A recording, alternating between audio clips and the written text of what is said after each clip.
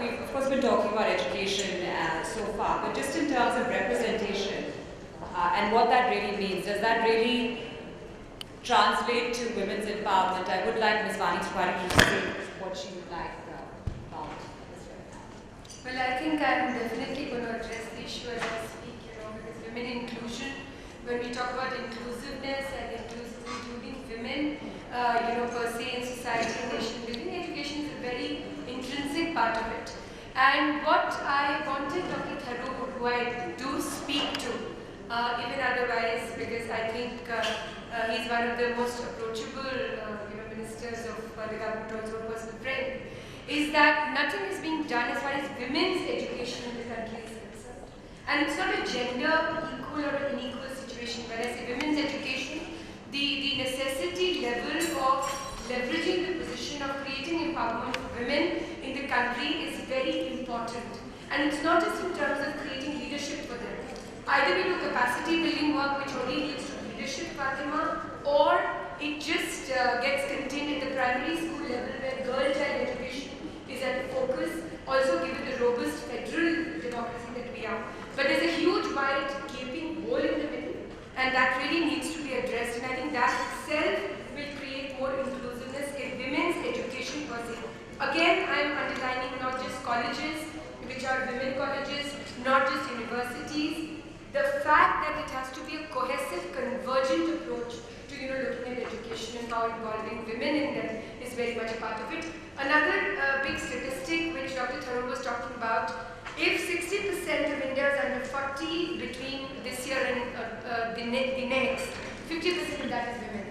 So are we doing enough policy making to understand that convergence level which is required for women? I think that itself will be a very tall order, and I hope the Ministry of HR, given all the sort of the challenges that it has, which Dr. Tharoor brought out in his address, will be able to comply.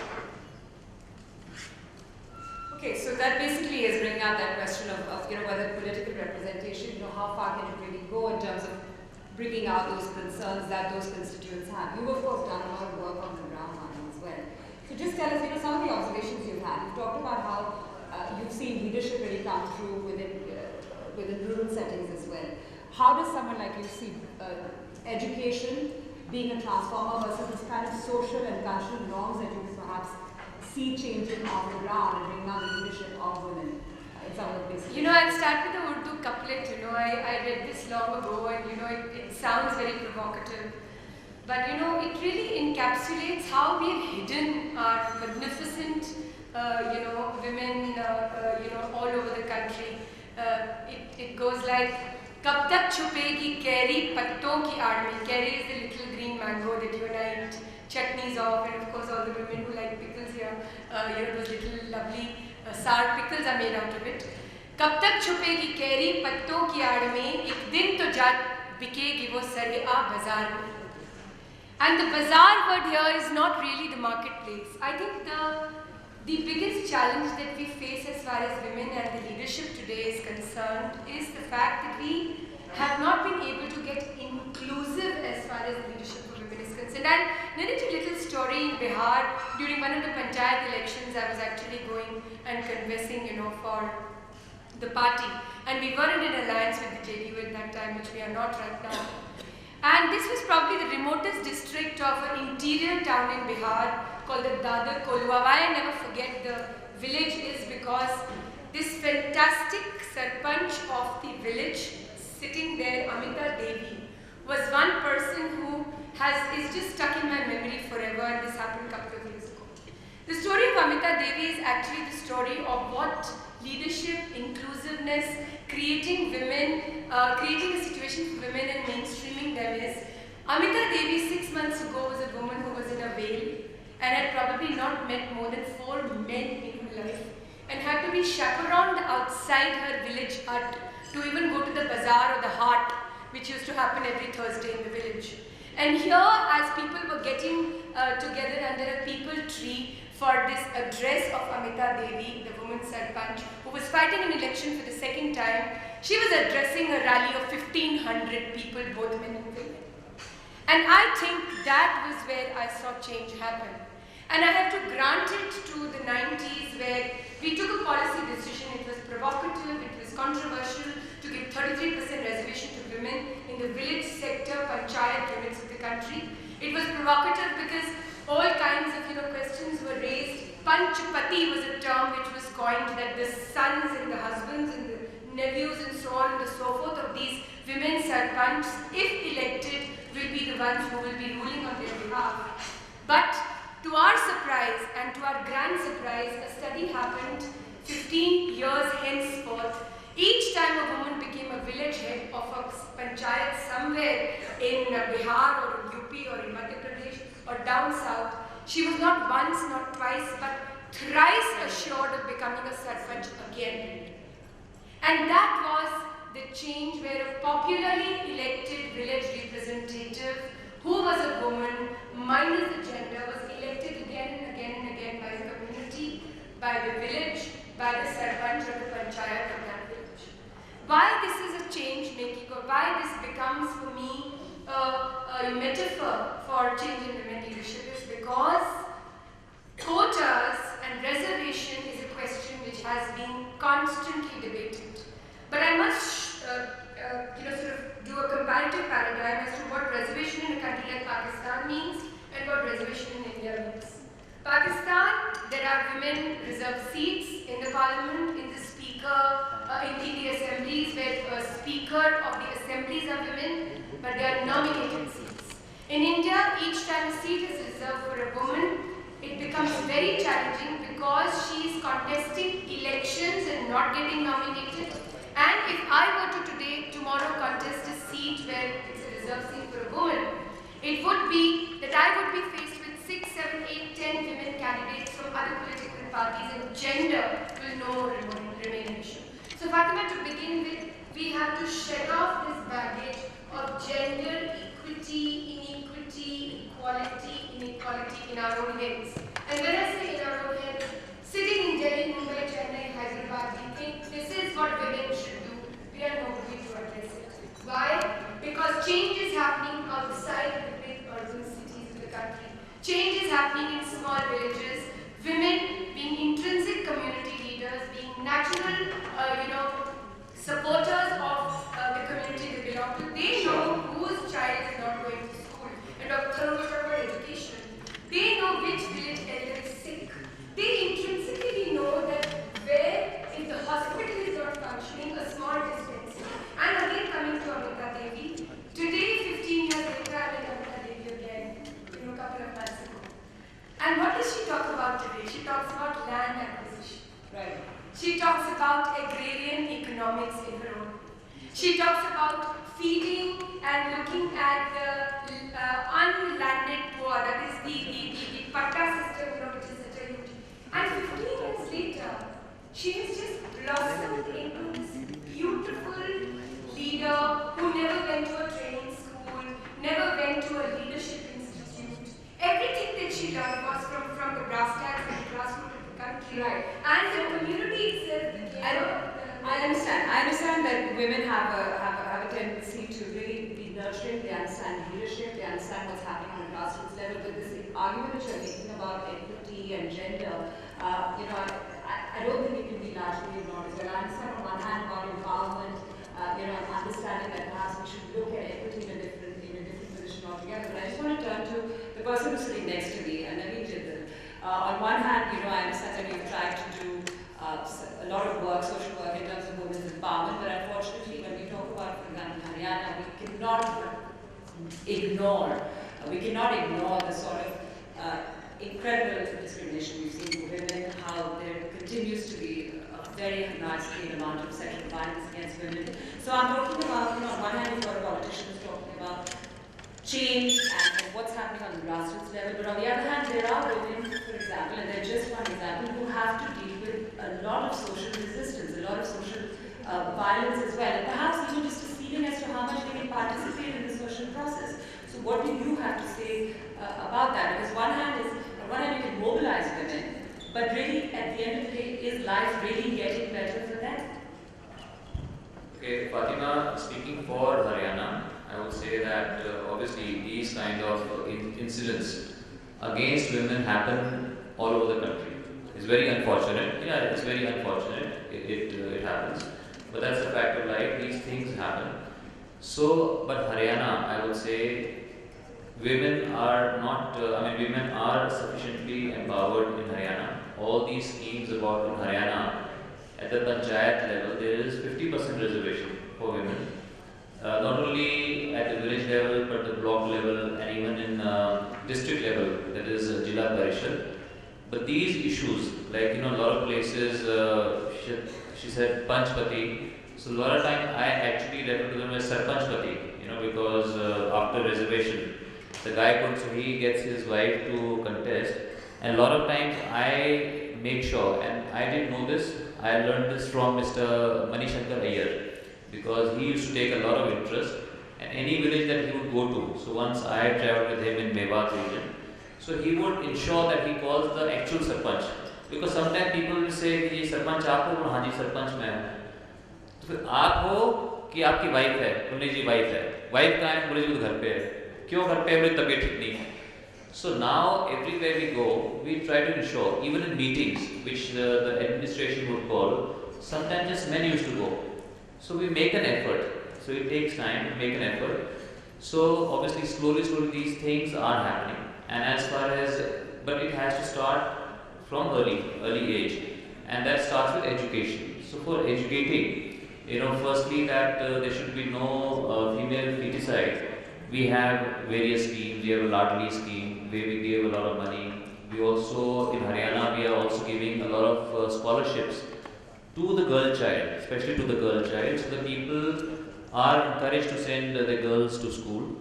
And then also all the time as leaders, not only what we scheme, but also what we say, what we do. We always say that, when we educate a girl child, then two families get educated. Her parents and also where she gets married. And we also know from my experience that only educated woman is also able to practice family planning. So all these things are happening, but obviously they're happening slowly. Naveen, sure. Sorry, I'm butting in. There is a very large question as far as Haryana is concerned. And I think that has probably taken the whole mind share of the country, which has been happening for so many years, is the Khap Panchayat issue. And the Khap Panchayat itself, also by women bodies. And one thing I want to make it very clear that I do not belong to a school of thought that you have to hate men to empower women. Because this is a yin and yang story. This is a yin and yang story. And it's not just that men are all bad and that's how we'll empower women and that's how women will go forward. Policy making still remains only 10% of the parliament is women. So but how do we, Naveen ji, how do we look at this? Because this becomes probably one of the labyrinth of the most unempowered situation and the most atrociously violent situation as far as women is concerned. So who is supporting the wrongdoings of a Khap Panchayat? So if Khap Panchayats are there and who do something illegal or say something illegal, they have been facing the law. Their action has been, very strict action has been taken against them. So who's supporting? And as far as people's views are concerned, not everything, Khap Panchayats are civil societies at the village level.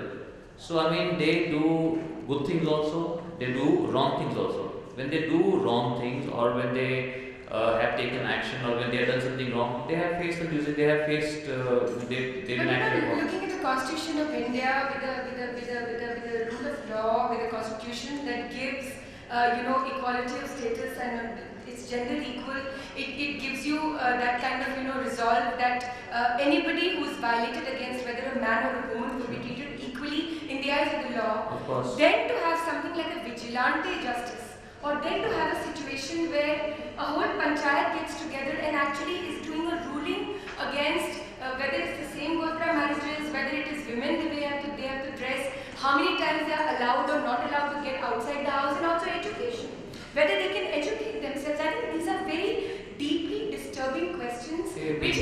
All sorts of people do all sorts. But any time any such diktat has been given, the government has acted against them. So nobody in the government, nobody is supporting the wrongdoings of any Khap Panchayat, whether it's in Haryana or it's in UP. I think mean, we've heard parts of this debate earlier because I remember even on my own channel, we sort of really went after Naveen because he unfortunately looked like he was sort of tolerating parts of No, one second, Fatima, look like because thanks to the media. I mean, you know, if I in my constituency, you know, we are all the time ready to speak to terrorist organizations. Yes or no? So if there's a Khar Panchayat who says that you are a public representative, this is our charter, this is what we want you to take to the government, I will talk to them, I will listen to them. Just my talking to someone is one thing, acting upon it is another thing. So I have to listen whether somebody makes a fair demand or an unfair demand. I have to listen to them. After listening to them, what has happened? You know, if it is someone's culture, it is a culture in Haryana, in Punjab, probably many of your families, that you don't marry in the same gotra. If somebody does not want to marry his cousins, that is their prerogative. In the South India and in many cultures, many religions, people marry their first cousins. That is their culture. So we are nobody to say about these things. But any time anybody has taken law in their own hands, you know, they have been punished. They are behind bars. For that extreme situation, anyhow, I don't want to get this into a conversation about Khar Panchayats. And I mean, we're talking about suppression, women's empowerment, education, so on and so forth. Unfortunately, there are cultural realities in this country that we don't necessarily really know how to get around at this stage. Before I open up the floor once again, because I'd really like this to be as interactive as possible, you know, we've talked about external factors that are inhibitors for women and perhaps the kind of ways that they can get around them. But we also have on our panel Mr. Namanji, who's the principal advisor for Oneness, and he's actually here to talk about some of the internal factors that he thinks are relevant in terms of taking women forward, and that's women from all walks of life. So I just want to give him 5 minutes to just say his bit, and perhaps we can then just get this discussion going once again.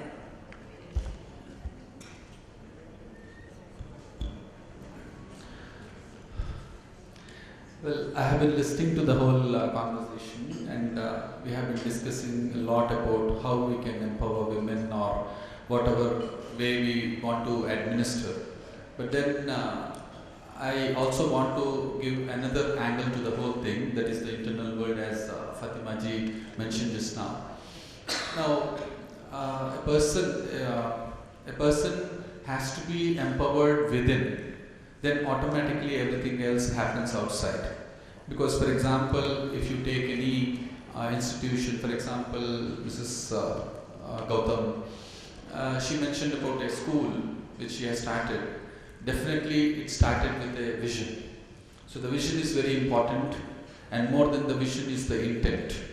So if the intent is strong and deep and it is coated with power, then naturally everything else falls in place. Because the law says, if you are focused, things will fall in place.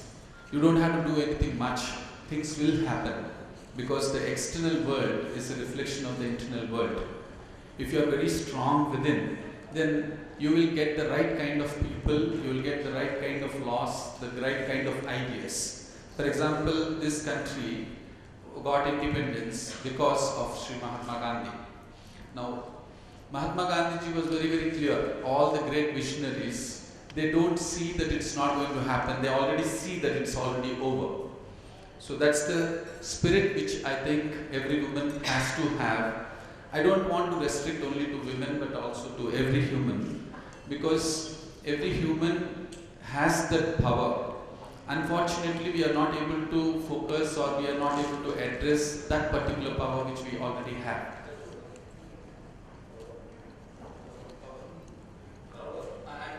I'm saying power. Yeah. So, and then in particular to the women, we always say that we have to be empowered, women empowerment, and then respecting women. Now, I'm from the Oneness University and our founders are Sri Amma Bhagwan. So Sri Bhagwan says, respect women, and you will receive my grace immediately. So, I think that must make you feel very nice. Because normally in India, we have this principle, Ghar ka Lakshmi hoti hai. And if women is respected, the woman is respected, money comes in, finances come in, and then obstacles are cleared, things happen. So when I say respect women, please don't understand that it's only the men who have to respect women. You have to respect yourselves. So, most of the time you see that, many women, in India particularly, we feel that, I'm a woman, I'm a female. So, you actually don't respect. And then you demand respect. Why do you demand respect? Because you don't respect yourself. If a person respects himself or herself, will he need any respect from anybody else? If you love yourself, then would you expect love from anybody else? You don't. And what do you not love yourself? What in you don't like? Your physical bodies you don't like because you are heavy, weight, then hair is not alright, eyes are not alright, eyelashes are not alright. Well, I am not telling that you should beautify yourself, but I don't say that you should not buy nice jewelry. You could do all that. We have nothing to do with that. But then what is important is that do you love yourself or not? Ask yourself this question. That's, I think, a question that every woman. I would ask Namanji something. Namanji, you're of course talking about the core ethos of the culture that we are, and whatever religion we may belong to. The core ethos of being Indian is, of course, respect and trust and all these lovely things. But I, over the years, being both a professional and a politician, I have come to a conclusion that men are taught to apologize for their weaknesses, but women are taught to apologize for their strengths. And it's always that I'm beautiful, I'm gorgeous. Should I be beautiful? Should I be gorgeous? Should I wear nice clothes? Apology for being who you are. And when you talk about the truth of life and the love of life and the love of the being, why should one be apologetic if you really are that one being and that one whole? Why is it that these fragmentations occur and women are made to go through the journey that they do all their lives? Lack of spiritual education. No, on whose behalf? Lack of spiritual education. There is no point arguing on who is right and who is wrong. We have to see what is wrong. But are you saying that then women by themselves should be spiritually enlightened in the sense that they should be willing to deal with this kind of resistance? Because what she's talking about is that journey, the difficult journey that many women have to make, which is trying to acknowledge who they are, also look at all sorts of other ways in which they are stopped by society. And you're saying that it's not just about women, it's not just about men. Women have to love themselves, but it's not easy for that to really happen in reality. So the spiritual fulfillment that you talk about, where should that be coming from? Personally? Yeah, when I said spiritual education, I mean, let us take one principle, that you are unique. Now, how many of us feel that we are unique? Because you just think about it, there is nobody who is like you in this whole world, even not your twin sister or twin brother, not like you. And that is the compassion of the Lord, that He has made you so unique. And you have never loved yourself. Contemplate on it. Contemplate on this thought. Somebody is asking a question. Please go ahead. Good afternoon. My name is Abhay Bedi. I'm coming from Mumbai. I just landed in New Delhi last evening. I got a message through our Oneness University sort of network that there is an event going on here, and I'm glad to be here, be a part of such leaders, great leaders, industrialists like Mr. Naveen, Jindal, and as well as politicians and leaders like Dr. Shashi. But here, I would like to give my perspective. I'm just 28 years old, and I've been fortunate to get good education. My family gave me a technical education. I went to the best business schools in the world.